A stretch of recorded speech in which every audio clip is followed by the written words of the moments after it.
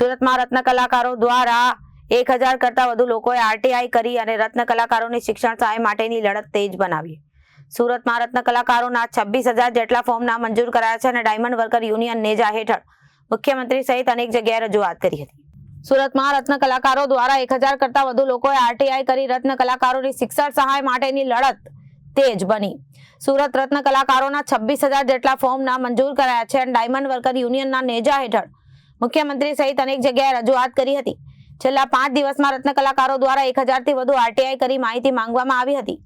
કયા કારણોસર રત્ન કલાકારો શિક્ષણ સહાયથી વંચિત રહ્યા હતા? હાલ મંદીના ગ્રહણમાં રિયલ ડાયમંડ રત્ન કલાકારોની હાલત છે. કફોડી સરકારે મોટું મન રાખી 26000 રદ કરાયેલ ફોર્મમાં ફેર વિચારણા કરવી જોઈએ. રત્ન કલાકારોના બાળકોની શિક્ષણથી ફી અંગે કરવામાં આવી છે. દબાણ ફી નહીં ભરે તો બાળકના અભ્યાસ અટકશે. મારું નામ છે Bhaveshbhai Tank, diamond worker union vice president. Surat ખાતે ગુજરાત સરકાર દ્વારા રત્ન કલાકારો માટે જે શિક્ષણ સહાય પેકેજ જાહેર કરવામાં આવ્યું હતું, આ શિક્ષણ સહાય પેકેજની અંદર 74000 કરતાં વધારે રત્ન કલાકારોએ સુરત ખાતે ફોર્મ ભર્યા હતા. જ્યારે 50000 ફોર્મ પાસ કરવામાં આવ્યા હતા અને 26000 ફોર્મને રિજેક્ટ કરવામાં આવ્યા હતા.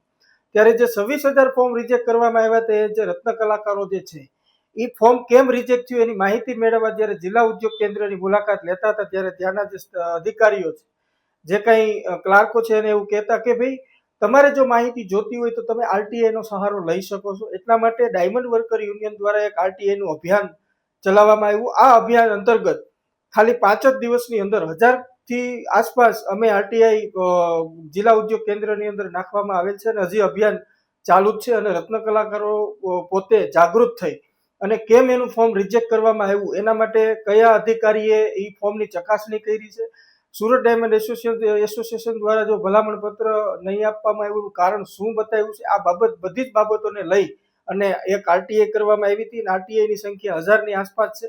તો આ તમામને એક જાગૃત કરવાનું એક અભિયાન ડાયમંડ વર્કર યુનિયન દ્વારા ચલાવવામાં આવ્યું છે. સરકારને એવી વિનંતી કરીએ છીએ કે યોગ્ય કારણોસર જો ફોર્મ રિજેક્ટ કરવામાં આવ્યો હોય તો અમને કંઈ વાંધો નથી, પરંતુ આમાં ઘણા બધા એવા પરિવારો છે જે રેન્ટ ઉપર રહે છે અને જે હકીકત અને ફીની જરૂર છે, તો ફોર્મ પાસ કરવામાં આવે એવી પણ અમે સરકાર પાસે અપેક્ષા રાખીએ છીએ. આરટીઆઈમાં જે માહિતી માંગી છે, લાગે છે તમને કે આ યોગ્ય જવાબ મળશે?